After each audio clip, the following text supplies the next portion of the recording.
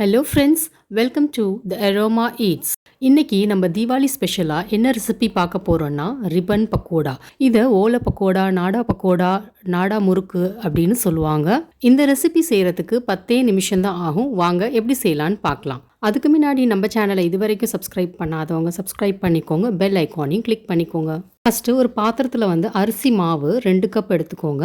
நான் வீட்டில் அரைச்ச பச்சரிசி மாவு தான் எடுத்திருக்கேன். நீங்கள் கடை மாவு கூட எடுத்துக்கலாம். இப்போ இதில் 1 கப் அளவு கடலை மாவு சேர்த்துக்கலாம்.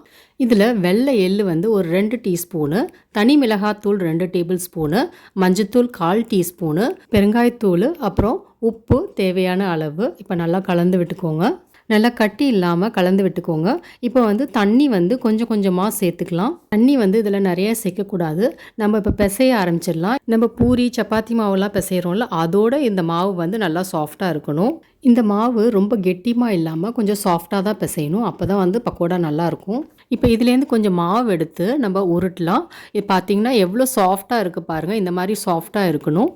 அடுத்து முறுக்கச்சில் எண்ணெயை தடவி நம்ம உருட்டி வச்சிருந்த மாவு இருக்குல்ல, அதையும் சேர்த்துடலாம். இது ரொம்ப அழுத்தம் கொடுத்து நம்ம அமுக்கக்கூடாது. லைட்டாக ப்ரெஸ் பண்ணாலே போதும். பாருங்கள் இந்த மாதிரி. இப்போ இதை மூடிடலாம். ரிப்பன் பக்கோடாவுக்கு இந்த மாதிரி மெலிசா உள்ள அச்சு தான் எடுக்கணும். இப்போ எண்ணெயும் சூடாக இருக்குது. அதில் நம்ம மெதுவாக கொஞ்சம் கொஞ்சமாக புழிஞ்சிடலாம்.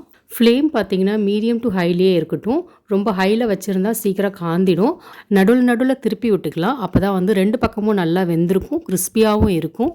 இப்போ எண்ணெயில் உள்ள பபுல்லாம் அடங்கிடுச்சு. நம்ம ரிப்பன் பக்கோடாவும் ரெடி ஆகிடுச்சு.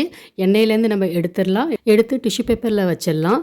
இப்போ சுவையான மொறுமொறுப்பான ரிப்பன் பக்கோடா ரெடி. இந்த ரிப்பன் பக்கோடா எப்படி ஈஸியாக செய்யலான்னு நம்ம இந்த வீடியோவில் பார்த்தோம். இந்த ரெசிபியை வீட்டில் ட்ரை பண்ணிவிட்டு கண்டிப்பாக ஃபீட்பேக் கொடுங்க. நம்ம சேனலை இது வரைக்கும் சப்ஸ்கிரைப் பண்ணாதவங்க சப்ஸ்கிரைப் பண்ணிவிட்டு பெல் ஐக்கானை கிளிக் பண்ணிக்கோங்க. தேங்க்யூ.